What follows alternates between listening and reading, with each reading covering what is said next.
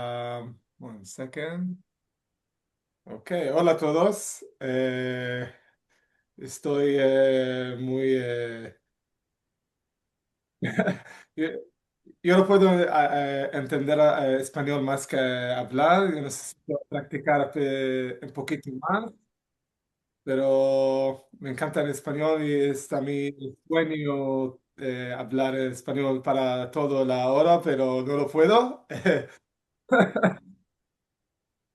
Okay, I heard myself in English, so that means I did it pretty well. It was understood. Thank you so much for being here. It's really a pleasure and an honor to speak also, from here to an audience in Spain and give a little bit of perspective about our reality and everything that we're going through and about our community that it's been for a very long time, it's been a community that's been looked at as a invisible community in the sense of the Israeli-Palestinian conflict, in the sense of Israeli reality or Palestinian peoplehood. We're sort of in the middle, and we have somehow become an invisible community. So we're talking about today 21% of Israel's population, roughly 2 million citizens. Um, and so that means that every fifth citizen in Israel is an Arab speaker. And we're a community that is baffled with elements of clashes between identities, between Israeli citizenship, Palestinian peoplehood, and where are we exactly in the middle between all of that? That's, I think, has been a generational challenge for our community. But we said that we wanted to do this talk and talk about our reality post October 7th, and then leading to the elections. But I do think that October 7th itself, we can't talk about our community without talking about our identity complex. And I think the best way to talk about our identity complex is to talk about the reality of October 7th because it really can shed a light on all these challenging identities that we live through. So I can tell you from on a personal level that for me that day, it was a day that I first of all started here in the north. I'm in the north right now. I'm in my family's house and in an Arab community for the majority of people here in Israel. We live in separate communities, Arab communities, Jewish communities, and we have, of course, mixed communities of Arab citizens and Jewish citizens. But even there's still somewhat of a separation of life. There's a sense and a feeling at times that we live in parallel realities, that we don't live within the same reality at times even though we live within the same ecosystem. But we still sometimes experience life completely parallel to one another, and we don't get to know one another well enough. Within this reality, I was here with my family, and at the time, I had an apartment in the center. I was working in the center for a peace organization, and I was living with a Jewish roommate, someone that I didn't really know for a long time, just knew him for a month. And he sent me a text on October 7th in the morning asking me if I can translate a video for him. My first thought was that, okay, this guy wants me to translate a funny video in Arabic because unfortunately the Jewish community doesn't know Arabic well enough, or almost at all. The vast majority of Israeli Jews don't speak Arabic. There's a very, very small outlier in the community that is able to speak Arabic, but that's definitely not the case for the majority. And that is one challenge and a barrier that we have in our reality here. But it wasn't the case. It was a video of Hamas taking control over the army tank. And I think that's something that a lot of people saw this video and taken out the soldiers and everything. And it was I couldn't believe that this is actually a real video. And talking to my friends and trying to understand what's happening in the morning, just as flustered and not realizing what the hell is going on. Um, we also learned about the Nova Party. And then I started to dig to see um, who could be for my friends who was there. I had friends call me and ask me if I was somehow there or do I know anyone who was there? Because as far as I'm concerned, it could have been anyone, um, Arab or Jewish alike. And that day ended up a day of search, just trying to figure out that all your friends are okay. And then I realized that I had friends who had family members who were missing. And, as someone who speaks about peace, for me, it was a feeling of, helplessness, honestly, at the time, and a feeling of, I, what am I supposed to do right now in all this chaos and fear, and how, is everything that we hoped for is being wiped in front of our eyes. And for me at the time, it was just a decision that all I can do is help my friends.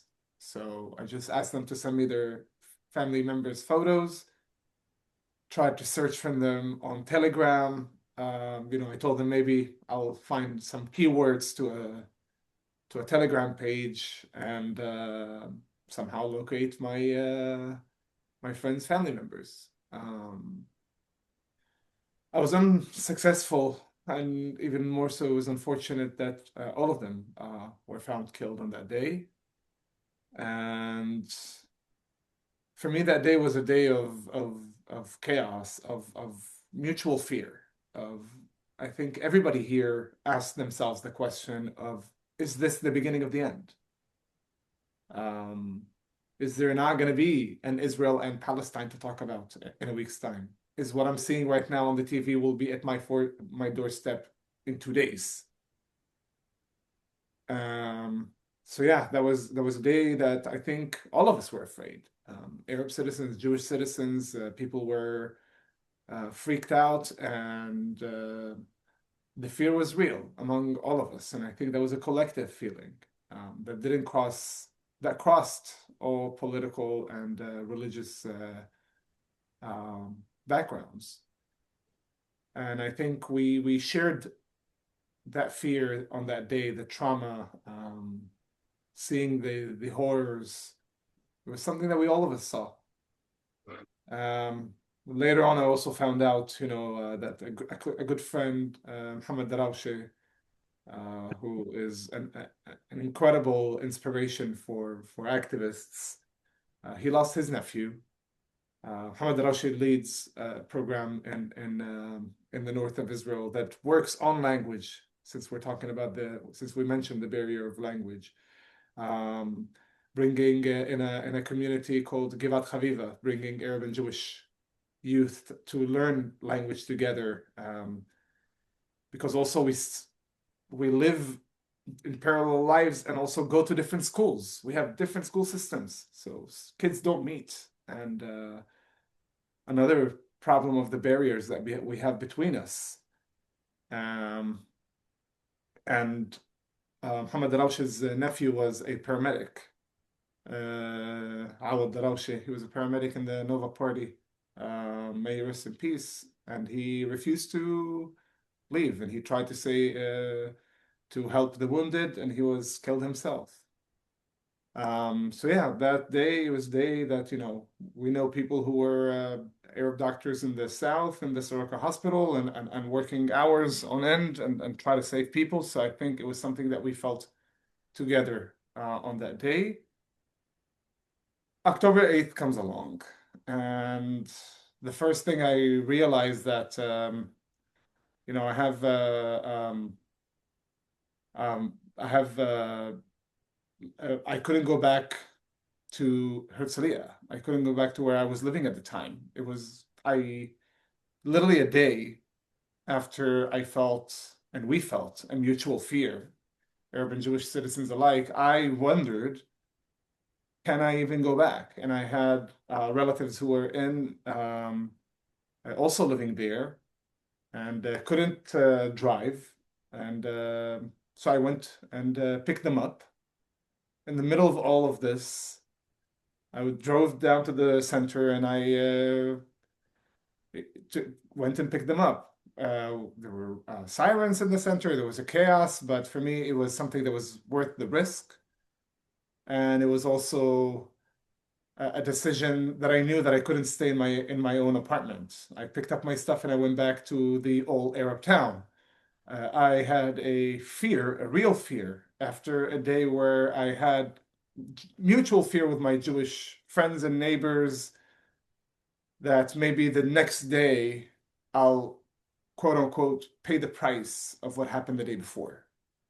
That somebody might hear me speak in Arabic and be triggered. Now, I don't blame anyone for the trigger themselves itself because, somebody could have lost a father the day before, a mother, a daughter, a sister, a cousin. So I don't blame them, but I did not want that fear to turn into a vengeance against me. So I decided to stay with my family for a while before I went back. 2 days after that, I'm calling friends in Gaza, friends who are with me on different programs, leadership programs, incredible people, um, people who worked in the joint, Israeli-Palestinian projects and try to help them and see what's happening to their family. And with the collective effort with other activists, we were calling every embassy and try to see how we can help our friends, family members, and people who were wounded and people who had chronic illnesses and needed, immediate medical care and take medicine on a daily basis, and they needed now it's unaccessible. So, and I think having all these three layers of emotion within the span of 1 week is what's unique to our community. Having the joint fear on October 7th, the fear of maybe being targeted by your own neighbor who you're afraid with the day before, and then fearing for the people who are across the border. That I think is something that's unique to us. And the reason why we're able to have all these emotions in the span of 1 week is because of our identity and our complex identity. Why do we look at what's happening across the border in Gaza and care for that? If we're Israeli citizens, if Israel's being attacked from Hamas that's coming from Gaza, what's the connection between us and the Palestinian people? So for that, I think it's important to mention how our identity has also been created. Again, I can tell you from a personal story, and that's something that is a very general story among Palestinian Israelis or Arab citizens of Israel, and we'll talk about these identities in a second. Because my grandmother, for instance, even though my family's from the north, my grandmother was born in Bethlehem, which is in today's the West Bank, and she was raised in Ramallah until the age of 7 because my great grandfather was a Palestinian patrol officer under the British mandate. And the headquarters was in Ramallah at the time. So he was there, and then he went back in 1948 to the north, right before the war broke out, to work in Tiberias, and then they came back to their village.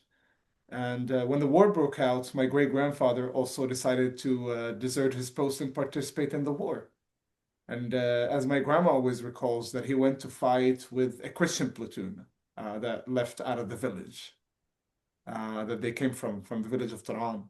And I think it's important to her to note that it was a Christian group. All his best friends were Christian guys from the village, because for her, as a devoted Muslim, it was not a religious war, it was a national war. And, these Christian friends of his didn't go to fight in the name of Islam. They went to fight for a Palestinian statehood. And my great grandfather went to fight in that battle, and he was actually shot and killed in a famous battle called Battle of Sajara, which is a community that has been completely uprooted. People were the battlefield happened on the village. Everybody was dispersed. People fled.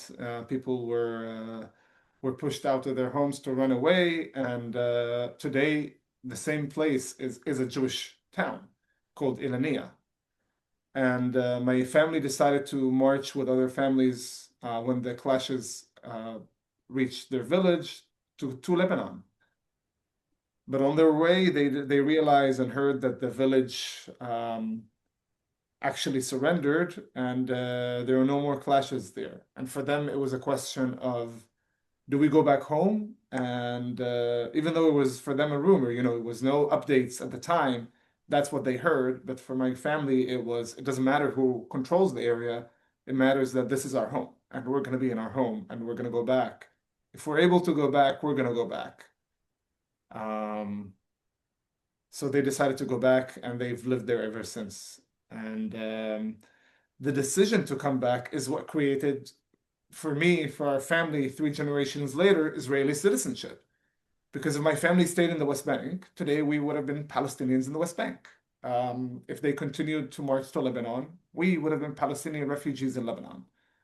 So the decision and what happened to our grandparents in 1948 dictated what kind of citizenship you have, depending on where your family moved and what happened to them, what was their story in 1948. So we are part of the same story. The clash that we have is that our citizenship and our peoplehood clash with one another because we're also not just, we're not just de facto Israeli citizens. We're part of the ecosystem in Israel. We're part of the workforce. We are 21% of the population, but 25% of the doctors, 27% of the nurses, 49% of the pharmacists. So we're active citizens, and we are part of the industry and the economy in Israel. Even though there are a lot of places that can be improved. Israel is the startup nation, and in tech, we are under 5% of tech. So there is a lot to improve, but we are also a community that thrives on improvement and particularly in the medical field.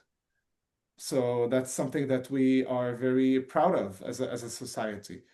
Um, but at the same time, we're also part of the Palestinian peoplehood as a peoplehood in terms of culture, society, culture, norms, even our dialect in Arabic. It's specific to the Palestinians. It's not Jordanian or Egyptian or Syrian or Lebanese. We have completely different words for things, and we hear a different accent from other communities, and sometimes words are completely mixed up between us and them. So definitely, we hold these things in the sense of peoplehood, having the same culture, norms, weddings, language, religions, and there is the most important concept is the self-determination aspect, is the sense that Palestinians deserve also have self-determination, which is the concept where there is a clash between the Israeli understanding of what a Palestinian is and the Palestinian understanding, in my opinion. Because today in Israel, the term Palestinian is perceived and considered to be somebody who believes everything here needs to be Palestine instead of Israel. So for an Israeli citizen, the term Palestinian is a term that is to erase your existence. So it becomes a triggering and a fearing term that is to be put instead of you. But the term refers to a peoplehood, not to one single political view to what self-determination looks like. Because within all these Palestinians, there are different perceptions of identity or different perceptions on what is the best outcome for the Palestinian people. There are those people who do think this way, but there are others who think there should be a binational state or a state to all its citizens without any national identity, or two states, or confederation. So there are different ways how Palestinians think about what's the best outcome. And I think that's one of the challenges that we need to overcome as Israeli citizens, because the term Palestinian is not recognized in Israel because of that, because of the fear of what Palestinian means. And unfortunately, post-October 7th have also raised a lot of questions in terms of equality for us. For instance, one of the things that for us have become clear was the concept of, are we equal citizen? And it's something that has been raised. And we've seen evidence that when when things are when things are serious, when things put to shove, I don't want to say the other word, uh, excuse my French, we're not treated the same way. There were cases where Arab citizens have been arrested for things that they said on social media. And there were many cases like that, which I have to say very clearly that in every case where there's evidence of somebody giving hate speech or promoting violence against another citizen, that's how it should be treated. The problem is we haven't seen any case like that among the Jewish community, and nobody can convince me that in 2.5 years we haven't had one incident of an Israeli citizen who spoke like that towards Arab citizens, and we have. In the last war with Iran, we had a rocket falling in the town of Tamra, and that rocket killed 4 women, 2 mothers and 2 daughters. And there was a video that was published from a group of guys from the nearby town to Tamra. It was a Jewish town, and they actually went to the porch to see where the rockets is going to fall. I know it's something that people do here. Um, and they saw that the rocket was going towards Tamra, and they started to sing a very racist song that some racist people sing here in Israel, is "May your village burn." And none of these people were arrested. The claim of the police was, oh, they didn't show their face. But they published it online. You could easily track the people who send things. You can easily today track people who send videos that are not allowed to be published in the public sphere, for instance. You can get arrested for that. So there are laws that allow the police to investigate, but we haven't seen the same treatment. So it raised for us these questions. Fast forward to today, with everything that I mentioned, post the ceasefire, the top issue that has been the most important thing to our community, it used to be what was happening in Gaza, but now it's the crime rate in our own community. For the past decade, over a decade now, the local organized crime in our own community has been increasing in strength and getting into municipalities, taking protection money from businesses. Ah oui, non, mais c'est vrai. Sorry? Okay, I'll continue. No, no, no, nada, perdón, nada. No, no worries. So they've been taking protection money from businesses and creating fear within our community. And it's gone to a place where the murder rates are for Arab citizens are some of the highest in the world. And I think the latest stats show that we have the third highest murder rate. Um, and we're talking globally. And the rates of finding the culprits is 15%. Only 15% of murders have been caught. Last year, we had a record of 252 murders in our community, and this year we already have 57 murder cases since the beginning of the year. It's roughly one murder a day, every day in our own community. And that's something that stirred up the community that ended up in a massive strike. There was one local business in the city of Sakhnin that was shot at his store. They tried to get him to pay protection. He closed his store, he opened a tent for protest. And 3 days later, with people coming into his tent to support him, we had a massive protest in the city of Sakhnin that reached 100,000 people who marched in the streets. And then it was followed up by another protest in the city of Tel Aviv. Unfortunately, in my opinion, we have not gotten the same press um, support and press coverage, but also support, not just coverage, to bring our case forth better. And that's something that I'm trying to advocate for now. But all of this has also changed everything. Our community is at a crisis situation right now. So the next elections are pivotal to the community. At the end of the protest in Sakhneen, the protest of 100,000 people, it was the same night where the four Arab parties gathered in the municipality in Sakhneen, and they were forced by the crowd, by the public, to sign that they will run as a joint list in the upcoming election.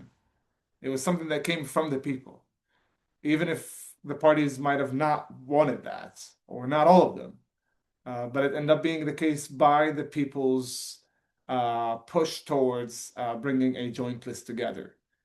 And now it's a question of elections. I think that's the next thing, is to see our community being active in the elections and to change the current government that has been horrible to us in every sense in the of the word, but definitely in the sense of addressing the crime rate and addressing the issues that we're facing, and and people are seeking who are the allies in the Israeli society, who are the people who are seeing us as equal citizens, and that we need to work together in order to change the current reality because it's unbearable one.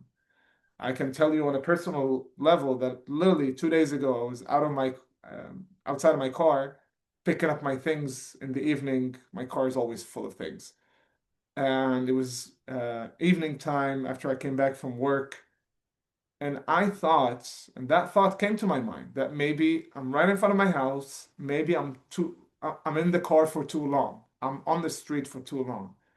Maybe somebody's gonna target my car, mixing it for somebody else's car, or they're gonna try to shoot somebody else, and I'll be a bystander. Um, that thought came to my mind. That thought comes to my mind every time a motorcycle passes by, every single time, literally. And it's becoming an unbearable reality, and it's something that we need to take action in. But I think the biggest challenge that we face so far as citizens in terms of active participation, I think I will end on this point, and that's the crucial one, is that the fact that we're stuck between Palestinian peoplehood and Israeli citizenship, and these two identities that are at clash with one another, um, it creates a place where our identity is between those two. It's on a spectrum between all Israeli, all Palestinian. The vast majority of our community lives on that spectrum, with outliers who sit on each, that are only Palestinian, has nothing to do with the Israeli reality, or only Israeli has nothing to do with the Palestinian peoplehood. The vast majority are on the spectrum, and we keep moving on the spectrum all the time, depending on what happens to us in our reality. But what the majority of people try to do is not to be perceived to be either of those two outliers. Because if you're perceived as an all Israeli, that means that you've abandoned your Palestinianhood, that you abandoned the Palestinian peoplehood. So you do not want to be perceived as someone who abandoned his own people and his own culture and his own society. So you don't want to be perceived, even if it's not who you are, you don't want to be perceived as all Israeli. By the way, that can give an understanding of, for instance, it's something that I feel it from the conversation from my Jewish friends. They wanted more empathy from our community towards their pain after October 7th. They needed a hug. Really, our Jewish friends needed us to be there.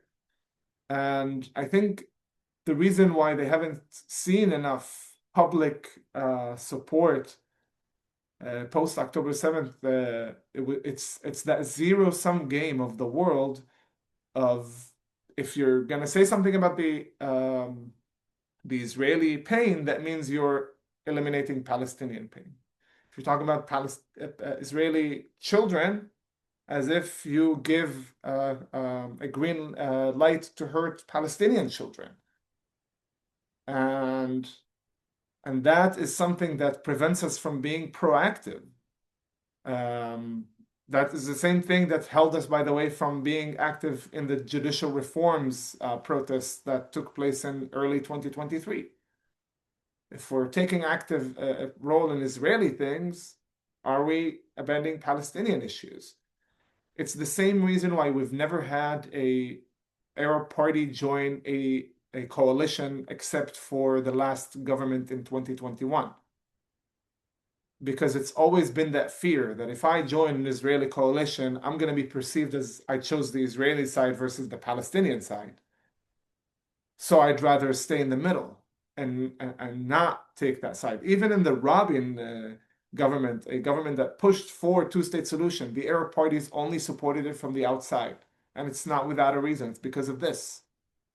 So it's something that haunts us in all our decisions. But also, you don't want to be perceived as all Palestinian vis-a-vis the state. Because if you are, you can be targeted at your workforce, for instance, and being fired. And I know that, most mothers tell their kids when they're in college and you hear about protests is don't go to protest. You might be expelled from university. You might lose your future. So even if you're going to do protest solidarity about the poor children in Gaza, you're still afraid that somebody's going to perceive you as anti-Israeli and kick you out of the university. And this is not just speculation because these things have happened, and it happened to a teacher that I know who taught in Israeli schools, in Jewish schools, and had an amazing relationship with the kids. But because she went on the Nakba Day, the Remembrance Day for the Palestinian catastrophe in 1948, she was fired. Um, so it's something that we tackle every day. But I guess at the end of this, so we can open it for questions, because there's a lot to take for this, is that I do believe, and it's something, this is why I said it on the podcast, and it became kind of a slogan, because it was something that I've been saying for a very long time, is my belief that we, all of us, Palestinians, Israelis, Arabs, Jews, Muslims, Christians, Druze, everyone who lives between the Mediterranean Sea and the Jordan River, we all deserve better. Thank you, guys. Muchas gracias.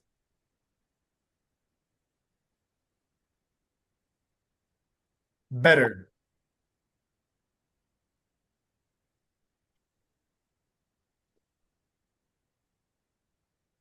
Gracias, Ibrahim. Vamos a ver preguntas, pero yo sí voy a poner la mía para que la tengamos, que sí me gustaría después quizás que expliques un poco más amplio el conflicto ahora con las elecciones, el tema de quién va de la Reshima Meshutefet, va, no sé, Daniel, decirlo en hebreo. Eh, Así que se entienda qué importancia tienen en el contexto político ahora, que por un lado nadie dice claramente, ninguna parte del mapa judío dice claramente vamos juntos, pero por el otro lado no pueden construir un gobierno sin los partidos árabes. Bueno, entonces eso me gustaría que también esté presente.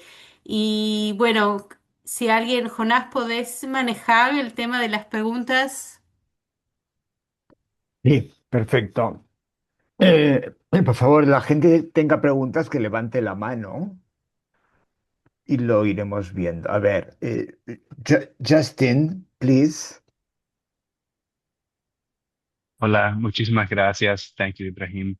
I'm very inspired by what you're Como tú doing. quieras, Jonás, puede contestar y después seguimos, como tú quieras.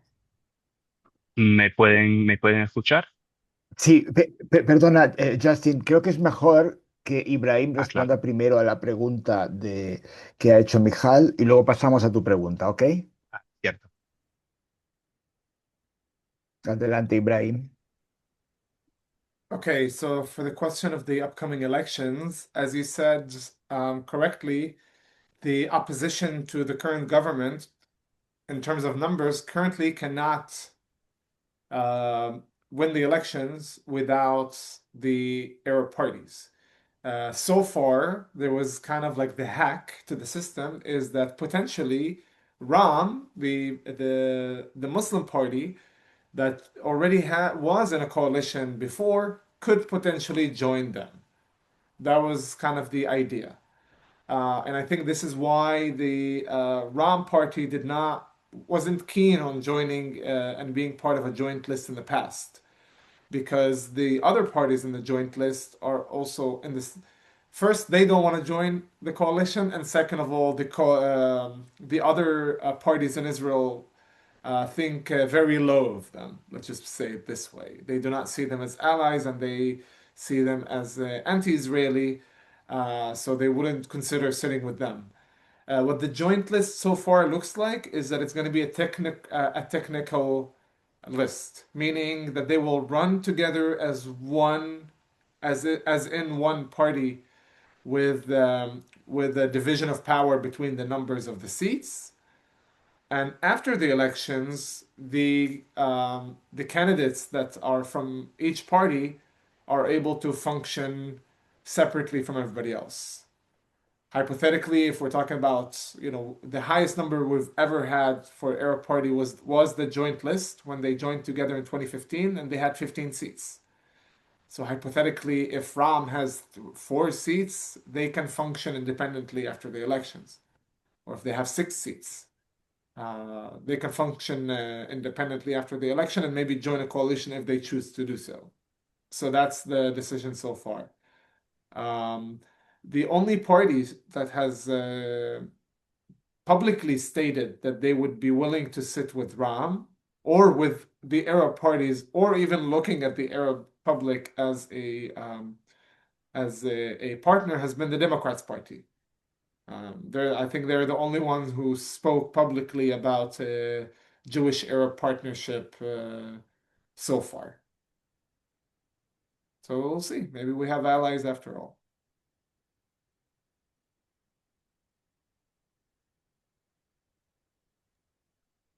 I hope that answered your question. Hola, muchas gracias. Sí, muchas gracias. Justin, entonces, por favor. Sí, por supuesto. Gracias. Ibrahim, thank you once again. So there's sort of two sides to this question. One is, how do Palestinian citizens of Israel tend to look upon the Abraham Accords and the possibility of accords with other Gulf and Arab states? And then the other side is, what would your wish list for Arab parties within the Knesset be? Wait, what's my wish list for them? What does that mean? Like, Like policies, like oh, if the Arab parties had whatever degree of say in the government, what would the top 3, 5 things that you think could move the needle forward be? okay. So for the Abraham Accords, the answer is that it's not being looked at very highly in terms of when the Accords happened. First of all, the idea that to move without the Palestinians towards a regional peace is something that we, as Palestinian Israeli citizens, do not see as the right way to move forward. Um, and even though we are able to travel to UAE, and we travel a lot from our community to the UAE, it's still, in the bigger picture, it's still something that's very disappointing to see. I haven't even also like seen Arabs, and there are Arab diplomats and things like that, but not ones that they went to the Arab countries. The For me, the issue is that there's no real peace that will happen so long as there's the Israeli-Palestinian conflict. I think that wish and that wishful thinking can't be still the same after October 7th, to be honest. It's because it will be eventually a cold peace if the conflict continues. It will be the same thing as we Mm. have with Egypt and Jordan. There's that kind of like illusion that we have here because people are able to travel to the UAE, to Morocco now, and to Bahrain. that there's such warm relations. But the number of Moroccans, Emiratis, and Bahrainis that have traveled here, not as business, not on business, not as part of a delegation, not as part of something, that's governmental or registered or things, just like you and me traveling to Morocco or UAE, the number is negligible. It's nothing. They are not coming here. The regular people are not coming here because there is no warm peace. And we've seen it also after October 7th. The UAE, the Emirati embassy, the Bahraini embassy haven't functioned in Israel properly after October 7th. Um, so it's not, when things happen, there is something happens because of it. The ambassador might leave. It's not going to be normal relations without solving the conflict. And I think we understand that, and I hope more people in Israel understand it too, because it will end up being cold piece of business and military security and things like that in the future if the relations continue while the conflict still exists. Because Egypt was a place of warm relations. People went and flooded Cairo when the peace came. Egyptians didn't come here in large numbers, and that's exactly what it is. And then today, it's like barely people travel to Cairo or to Alexandria, Israelis, and there is no cold, warm peace. I lived in Cairo for a year. I know what they think of Israel. So I think, yeah, that's my issue here. Um, for your question about what's my wish list for the joint list, I mean, one, I want to, I mean, I hope to have power in changing, what the coalition does to be part of the political game. That's my first wish. Uh, to be able to influence the political sphere. We had 15 seats in 2015 and it affected nothing. Um, so I wish for political to play chess also.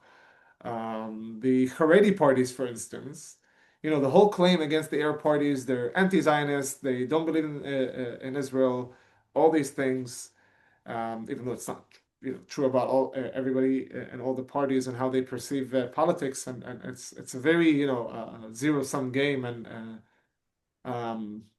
but the Haredi parties are also like that. Most of them don't believe in the state, don't serve in the army. Also, they have a economic burden on the state where we're a functioning workforce society, but they're able to influence politics all the time. They call themselves anti-Zionist, no problem. And if you look at their school system and what they they educate on things that are anti-Zionists. And that goes fine. And they're able to play the political game and get things done for their own communities. So I wish we able to do that.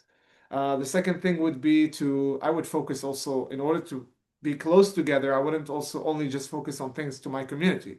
I would make Arabic mandatory in Israeli Jewish schools. That's my wish list. Because language is not just a language, it's a door to get to know people. And in Israel, the vast majority of people get to know each other at a very late stage in life because we go to different schools. So maybe in university, maybe at work, things like that. So you end up meeting the politics before you meet the people. And it's really hard to change the perception of somebody who's considered the other from everything that you've heard from for 18, 20-year plus. That is filled with discrimination, racism, and stereotypes. It's really hard to change that. So if we knew each other's language, kids could meet and interact and talk and be able to see similarities, not just differences. That's what happened to me. I met Jewish kids at the age of 4 or 5. I started to watch the kids' channel in Hebrew alongside the kids' channel in Arabic. So I was able to learn Hebrew before I went to school.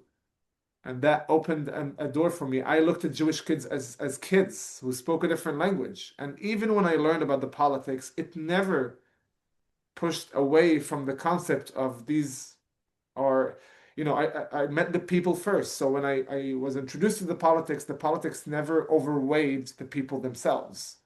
And that's a massive tool. And I think that would be the thing I would do.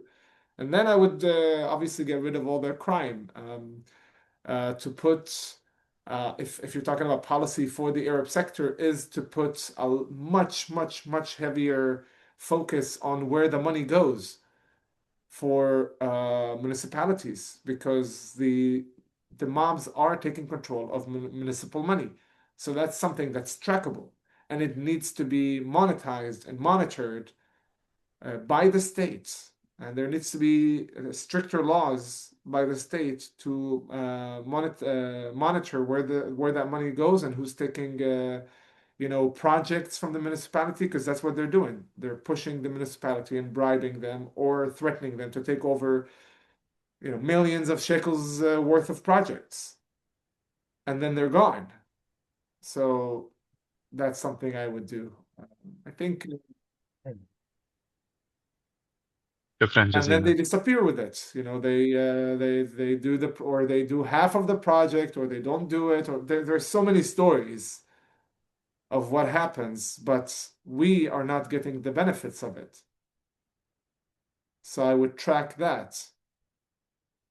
And then the last thing, I would do a reform in the police system. There is a problem in the police system.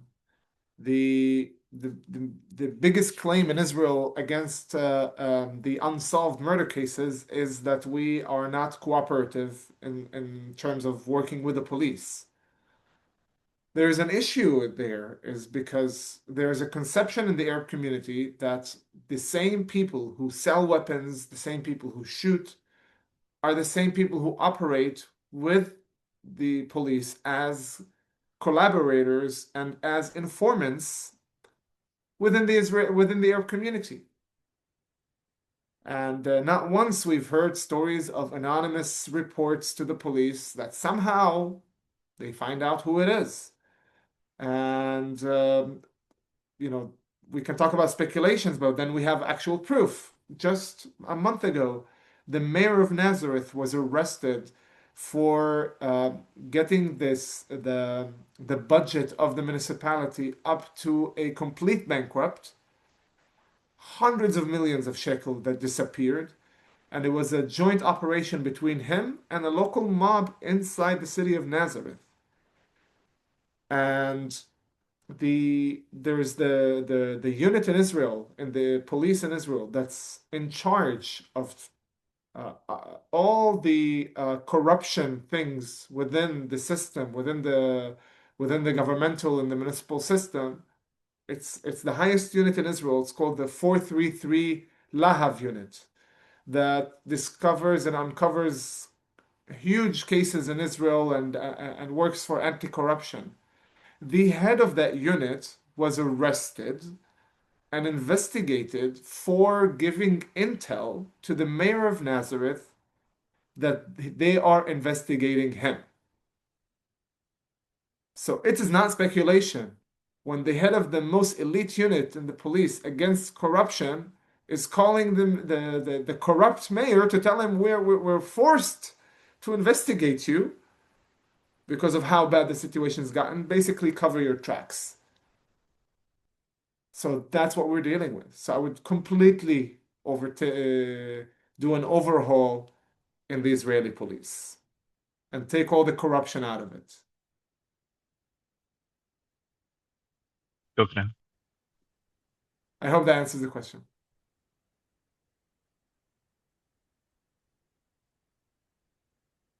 Gracias, Ibrahim. Tenemos dos personas que quieren hacer preguntas.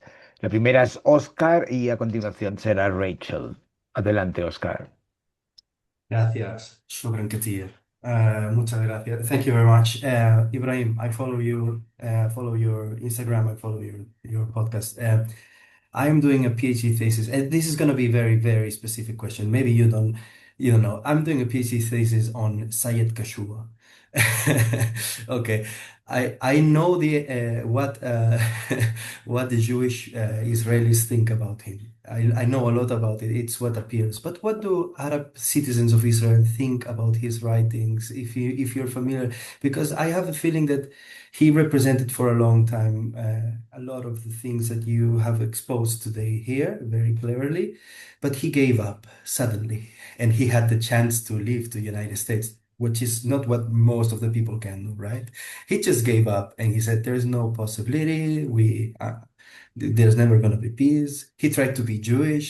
He tried to be the other, but that's over for him.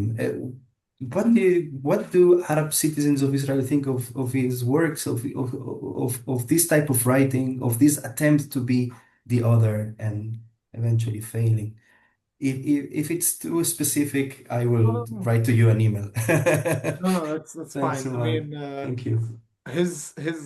the show Avodah Aravit, Hmm. Arab work is a very popular one, and it's a popular one among Arab citizens as well. I think it was something that Okay. for us it was a lot of satire about the reality. It wasn't taken as this is the reality he's giving. He's giving a satire to it. Things that a lot of particularly liberal Arab citizens can very much relate to. I think if we're talking about the liberals community and the secular community, we very much relate to that, particularly among secular Arab citizens. That clash, that feeling of, and I think that's something that was also more present in my generation than today's generation. I think social media has added a massive component of understanding identities and things like that in a much earlier age that we weren't there, and you have a connection to the also to the West Bank and Gaza and also to the international community. So you're not just bound by these borders. Where in my generation there was a massive effort to speak Hebrew, to learn Hebrew, like something like Yeshua would talk about. Um, because if you couldn't, you're not gonna succeed within this is the realm, this is the reality. We're here. Today, the younger generation doesn't care about speaking Hebrew. They're saying, I want to focus on learning English. Look at the entire world. I'm doing online gaming with a kid from London and a kid from New York and a kid from Barcelona. Why exactly do I need to know Hebrew? So I think also the younger generation can't relate with him as much as my generation does. A generation that grew up in the 90s. I think there's a gap between that as well. I think if I show this to my younger cousins, I don't think they're going to relate. And I don't think they know him, actually. So interesting. Thank you. Yeah. So interesting. Thank you. We can have a longer chat about it later if you want. We can have Okay. a quick chat on Instagram and just have a Sure. talk. I'll be happy to. شكرا كثير. تודה רבה. حبيبي بقى. آه. Rachel, por favor, adelante. Okay, thank you. So, Ibrahim, thank you so much again. Your voices in the Unapologetic podcast were really important to hear for me at some point. So thank you for your work, and I really hope you keep on with that. It's I don't know if it's an abstract or not abstract question, but I'm just gonna shoot. Um, how okay, how does Israeli Palestinians negotiate their identity, their Palestinian identity, and what do you feel are your spaces of resistance or where you feel comfortable to express it? It's a great question. Yeah, one thing that sometimes people from the international community can't grasp is that sometimes it's hard for me to see people wearing a keffiyeh, even though, it's a sign of solidarity for some. For me, it's hard. I mean, first of all, my great grandfather that I spoke of was shot and killed wearing the red keffiyeh, so that's already a trigger. And the other thing is that for me, it's a cultural symbol that in Israel is perceived as a political symbol, and I can't wear it here. But people abroad are free to wear it. Like I feel there's a huge thing about it and a responsibility there that it's hard to me to think that it's been taken lightly. Um, so that's my own challenge with that. It's just personal feelings that I have sometimes when I see it. Um, because it's also been channeled towards one political uh, perception, which is unfair to a cultural symbol. But in terms of expressing our culture here, the spaces are within our own community. We have art places, we have cafes that keep, a very Palestinian, we call it the embroidery, we call it tatriz, with a lot of Palestinian embroidery, music. In Haifa, for instance, a city of Arab and Jewish citizens, we have like an area in the neighborhood of Hadar that is filled with Palestinian cafes, that people very much feel that they can be themselves in these cafes and express. There's a great friend of mine who has an art gallery in Nazareth. It's an art gallery slash cafe as well, called Liwan, and it's basically for him it's the art of resistance. It's resisting the elimination of your art and culture and identity through your art and putting it out there. And he brings uh, artwork from artists also from the West Bank, from Tul Karim and Jenin and Nablus, and also from ones in Israel. So these are, I think, mostly has been are surrounded with art. Um, I think that's the main space where Palestinianhood is expressed within Israel. Tamer Nafar, the local rapper, like maybe the godfather of Palestinian rap. Uh, Could you repeat the name? Sorry.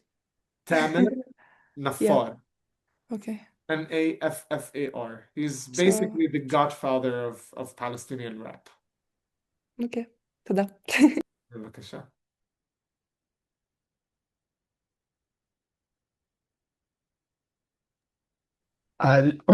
¿Hay alguna pregunta más? Sí, sí.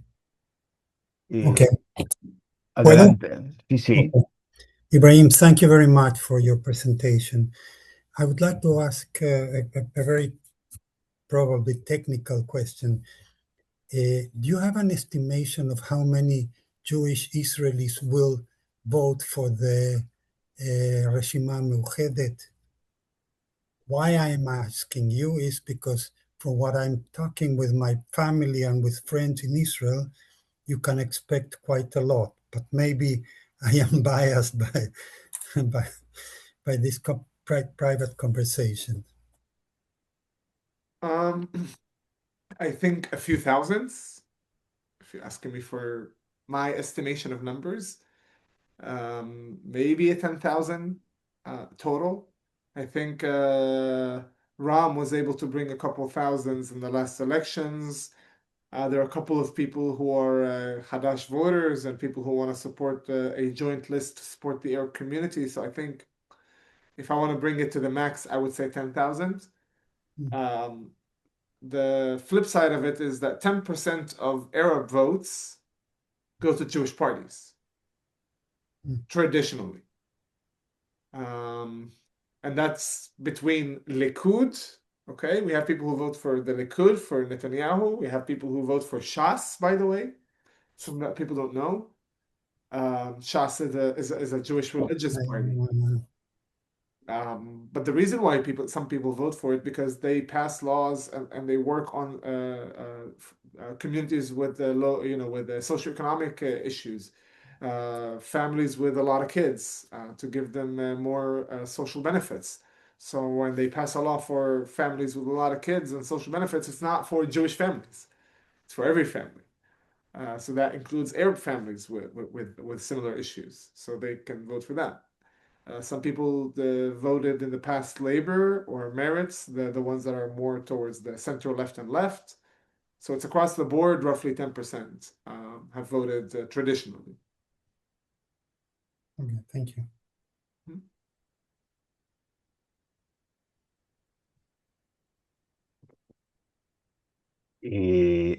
Si alguien no quiere preguntar más, me gustaría hacer una pregunta un poco más. Ah, perdón, Paula, estás muda, por favor, ahora. Sí, pero, sorry. Ibrahim, thank you so much for your conversation with us, with your presentation. I will be very quick.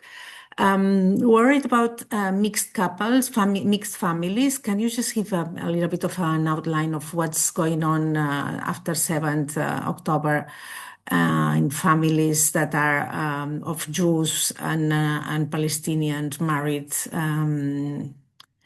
Is there a reality there? Do they exist, and what is the situation? This is a cute question. Yes, they exist. We have people who are married, Arab and Jewish partners. It's something that exists, not widely, but it exists, and more than I thought also. I end up, somehow meeting somebody in Haifa, and he's like, "Oh, sorry, I have sometimes an accent because my mom is actually Jewish and my dad is an Arab." And I just meet him randomly in the gym, which is very funny. But the reality is, from what I know from a few of those families, that some families have felt that it's really hard and left and moved abroad, unfortunately. There are still some families that are here. The place where I see the hub for those families is Haifa, where we find quite a few of those joint families, and a bit in the Tel Aviv area, but a lot in Haifa, because Haifa has the cultural vibe of both communities together. In a much more vibrant way than in Tel Aviv, where you're either in Yafo or you're in Tel Aviv, and they're completely different scenes. So yeah, that's a place where these families are, and I'm in such a relationship myself. So I'm also within a community of joint partnerships,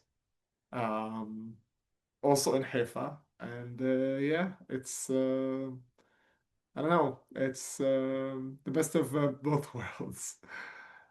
We learn from each other a lot, and my partner speaks fluent Arabic, which is a massive help that we're able to bring both of our cultures completely, because we both speak both languages very well. So yeah. Now it's gotten personal, but yeah, that's. Thank you very much. I didn't know that this personal aspect Oh, of. you didn't know? I No, thought you sorry, asked because of it. I arrived a couple of minutes late. Maybe you mentioned, or maybe No, it was in no, your bio. Uh, no, not at all. I thought you knew and you asked me because of that. no. I was just curious, but happy to learn also about your situation. Thank you very much. My pleasure. ¿Alguien más, por favor? Yo no tengo en la pantalla a todo el mundo, solo puedo saber Jonás, si... perdona, tienes a Hanna que todo el tiempo levanta la mano. Ah, Hanna, bueno, vale, pues venga adelante, Hanna. Good evening, and thank you very, very much, Ibrahim. Very practical question. I do not know everything about how the life goes on in the territory of Palestine and Israel. I knew that on previous polls, there were problems for people to go and vote. They wouldn't have buses to go to the office and so on. And don't you fear for the next elections that it would be also an issue for people? It's an aspect. There's one more thing actually that is becoming a potential hindrance to people to vote in the elections, particularly from our community. That this election, if you don't have a biometric ID, you can't vote. You need to have a biometric one. And I think in our community, we're talking about tens of thousands of people who have the old ID. Tens and tens of thousands of people. So that's a massive challenge. The issue of buses and things like that on election day, I mean, from my experience, we don't feel it as much because we vote in our own communities. So like, people more traditionally live in their own community than elsewhere. I personally have to vote in another town where I'm registered, but that's not the case for all Arab citizens and people. Um, uh, and even if we have challenges of commune, I think we need to take action there. These elections, we can't afford to be. I think the parties need to act to make sure that it's accessible, that people are able to come, not to rely on the state to do it for us. Not this time. We need to act ourselves. We need people be in cars and driving people to vote and driving them back and pick them up. And I think that's something that we should be doing this time around. شكرا. عفواً. Nada.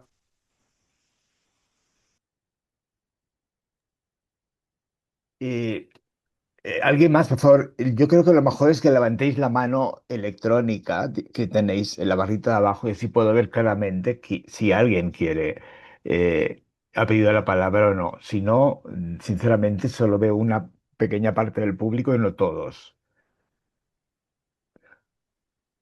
Bueno, parece que no. Entonces, Ibrahim, voy a hacerte yo una pregunta. Bueno, para empezar, no he tenido ocasión, no te he agradecido esta conferencia tan interesante. Yo siempre creo que realmente la comunidad palestina-israelí, o sea, la Palestina con ciudadanía israelí es la más silenciada y creo que de algún modo es grato poderos escuchar como una voz diferente.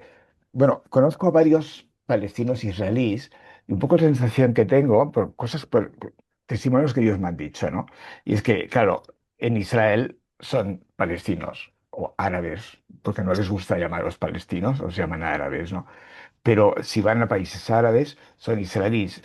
Tú has dicho antes que has estado un año viviendo en el Cairo. ¿Cómo has experimentado esta relación con, con egipcios, árabes, cuando saben que tú eres palestino-israelí? Yeah, like you said accurately, in Israel, we're looked as Arabs and as Palestinians. We're treated like Palestinians. We're treated like Arabs. And in the Arab world, we're looked at as Israelis. I had one case where I traveled back from Morocco, and I was with a couple of friends, and I saw the Egyptian youth national team, and I was excited because I lived in Egypt, and I went to take photos with them. I told them, "Hey, like, I'm so happy to see you guys here. What are you guys up to here?" They were on a tournament. Let's take photos after. And then they saw my ID. After I passed through the control, they literally circled me and asked me to show them my ID and asked me how dare I, ask them for a photo together. And like actually threatening me there in the airport until my friends came, and then they just left. And they continued to pass by me and curse me, and the whole time I was in the airport in Morocco. It was awful. And that was pre-October 7th. That was not after October 7th. That was before. In Egypt itself, I was there much younger. I was there in 2011. I was there 2011, 2012. I was in the American University in Cairo. So in the university itself, I spoke very openly about my reality and my identity and where I come from. The interesting part was a lot of Egyptian guys were shocked that there's such thing as Palestinians who are Israeli citizens. They wanted to see my passport and were like, "What? There's an Arab name on an Israeli passport? Like that's impossible." Some of them didn't know we existed, and we're talking about our next door neighbors that didn't know that we're 21% of the population in Israel. So it was interesting conversations in the university. Some people gave me this statement of asking, "Oh, he's probably a traitor because he lives in Israel," not understanding our family background and story and who we are. But I still wanted to represent where I come from and the complex reality that I face because I had friends there on campus from Gaza and from the West Bank, and they have a different reality. They have different challenges, and I didn't want also to take over their own suffering. I think it's also unfair. I have my own challenges, but they're different than theirs, and I want to talk about where I come from and my complex reality as well. In public, I was also, bear in mind, in an Egyptian revolution time, and we were under military law, and they didn't want to give me a visa, so I was there for a long time illegal in Egypt in the university. So I did not publicize when I was in Cairo or in Alexandria that I'm an Israeli citizen, because there was a massive risk, and I didn't take that risk. So yeah, it's something that you always have with you, is where you're from is going to be a thing, because it's not just simply saying Palestinian or simply saying Israeli. And that's, I think, something that every Arab citizen, every Palestinian Israeli citizen faces and deals with every time we travel. It's really difficult, but it's part of our reality. When I want to be, most of my travels have been for work and for speaking and things like that. So I've been carrying my identity on my shoulders and speaking about it. And even that it takes long, always happy to do it. But I found a hack recently that if I'm on vacation, because we're dealing with this 24/7, I can just say I'm from Jerusalem, and then everybody can think whatever they want about it. They can think it means this or that. So yeah, when I'm just want to avoid all the political questions. I'm from the holy city of Jerusalem. But yeah. Gracias por tu respuesta, Ibrahim. Supongo que también influye que muchos árabes o estos egipcios del equipo de fútbol con los que te encontraste ni siquiera sabían que no eras judío, que tenías nacionalidad israelí, pero no eras judío. No sé si lo has dicho, no me ha quedado muy claro, pero bueno.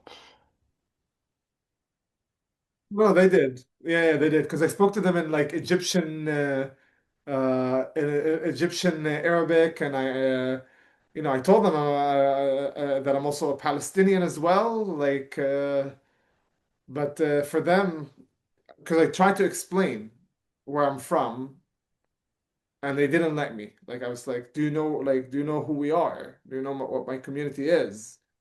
He's like, they just like, took my passport, like, "Ah, you're a traitor," and gave it to me, and like, yeah. Dios mío. Bueno, eh, ¿alguna pregunta más?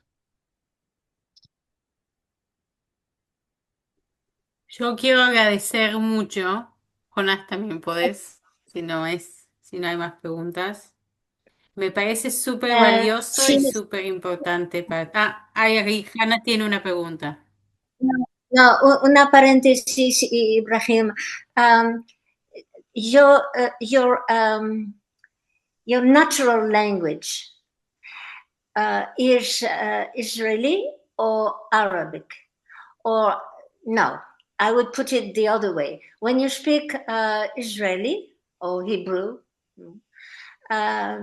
you speak as a no Arabic Israeli, to put it like that. Culturally, my question is cultural. What makes you Arabic in Israel? I know it's nearly absurd, but do not live in Israel. I am French, and I know I live in Andalusia. These questions for me are, like from another planet, but I can understand the context. It's a war. Or in Sudan, there is also a question, cultural question, etc. But I ask you culturally, what is your natural language? To put it first this way, it must be very difficult for this question, because maybe my question comes from a person who doesn't live your reality.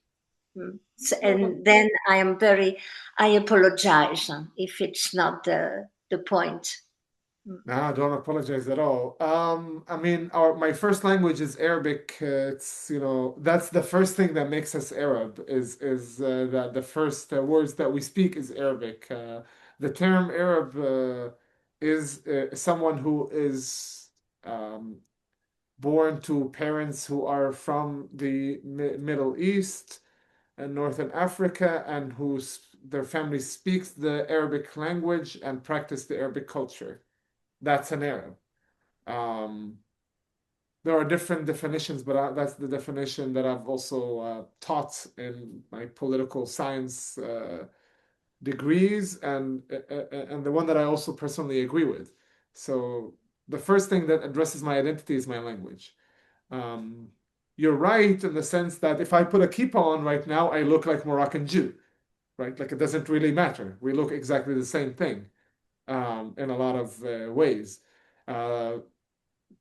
Visually, there are some differences for some people, but for the vast majority, we're very similar. You have redhead Arabs and blonde Arabs. My great grandmother was blonde with green eyes.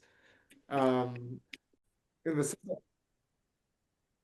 But in the sense of culture, culturally, what Arab is for me is the food that I eat at home. That is our cuisine. You said you're French in Andalusia, so like maybe culturally it's like, preserving my own food dishes from France and eating them and making sure that I have them in Andalusia to keep that part of me there, speaking my language in my own house. These are the first things that come to mind. Watching our shows that are in Arabic that me and other Arabs connect with, that the Jewish Israelis don't connect with. They don't watch these shows. That's not a common language between us. These things, the content that we see online from the Arab world that we're exposed to through social media, we are exposed to it with our Arabic language, and we know artists and celebrities and influencers from all the Arab world because we connect through language. In the same time, knowing Hebrew very well, it's not everybody, but you have the ability to also get to know the Israeli society and culture, the Israeli media, the celebrities in the Israeli society, and the comedians and the news channel in Hebrew and things like that, and absorbing elements of that also is part of the identity that shapes you. Eating food that is brought by Moroccan Jews from the rest of the Arab world, like sabich, for instance, which is I think Iraqi, which people might disagree, which is with eggs and eggplant. That's not a dish that comes from our community here. It comes from the Arab world, but it hasn't been brought from the Arab world by Arabs. Was brought by or by Muslims or Christians, brought by Jewish Arabs who brought this cuisine. So it became part of the Israeli mainstream morning dishes, and we're also exposed to that. And we listen to Israeli, like even in the West Bank, you have people who listen to Hebrew music. There was a Druze guy in the name of Sharif in the early 2000s, a young kid at the time that became a hit singing Mizrahi music, very Eastern style of Hebrew, Mediterranean music of Hebrew. And he was a massive hit in the West Bank. People knew his lyrics in the West Bank without knowing Hebrew. They just knew it by heart. So the culture is also mixed, but definitely language, food, media, these are the things where they are the most clear to us. Ok. Gracias. Jonás, Muchas gracias. hay otra pregunta en el chat. Raquel Epstein pregunta si existe alguna diferencia dentro en ser musulmán o cristiano, si hay una diferencia de trato para los palestinos israelíes.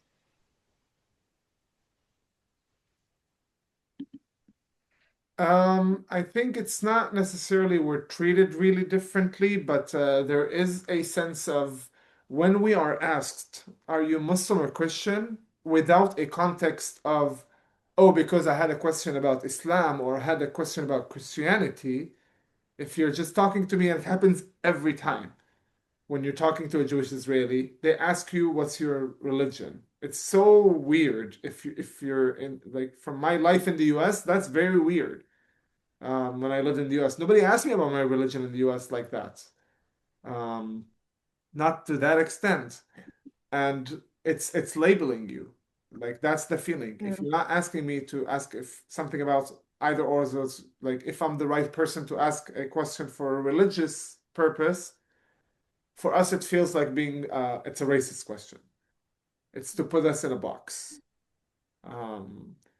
I've done social media things and posted and talked about my community. And even though I come from Muslim family, yeah, just because I talk about secular life and very liberal and accepting of others, people in the comments were writing, yeah, but he's Christian. So it's different. Not knowing that what I am, just because of how I interacted and interpreted myself. They assumed that I'm Christian. So yeah, that's something we deal with.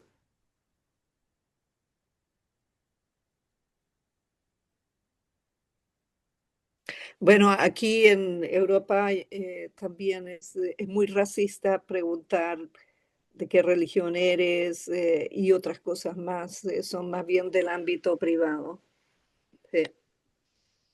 Bueno, a mí me gustaría contar una anécdota, no voy a decir el nombre, pero sí es una mujer que está en Women Wage Peace, en Nacimos Sot Shalom, que es palestina, cristiana. Y ella misma se presenta como intermediaria entre las comunidades judía y palestina por ser cristiana. A mí me sorprende un montón, me choca muchísimo. No sé qué opinas tú, Ibrahim. Sí.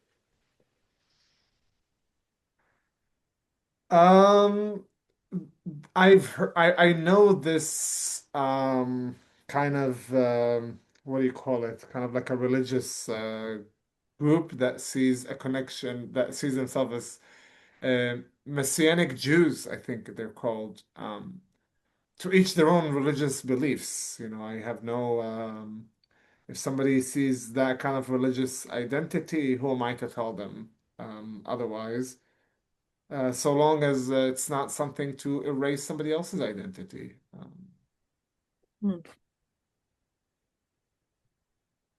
I have no problem with any religion or faith or belief so long as it's not being portrayed or used to erase somebody else.